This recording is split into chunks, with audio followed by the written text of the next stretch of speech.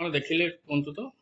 ଆଜ୍ଞା ମାନେ ଆମର ଏଠି ବ୍ୟାଙ୍କ ଅଫ୍ ମହାରାଷ୍ଟ୍ର ସହିତ ଆମର ଡେଲି ଟ୍ରାଞ୍ଜାକ୍ସନ୍ ହେଉଛି। ତ ମୁଁ ପଶିଲି ବ୍ୟାଙ୍କ ଭିତରେ ସେଇ ଟାଇମ୍ରେ ଅଲରେଡ଼ି ରବରି ହେଉଥିଲା।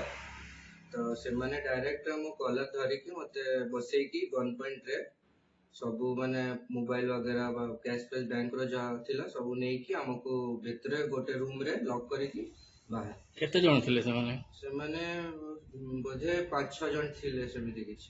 कौन हिंदी रे कथा होतले ओडिया रे कहतले? ନା ମାନେ ଓଡ଼ିଆ ହିନ୍ଦୀ ମିକ୍ସ ଥିଲା।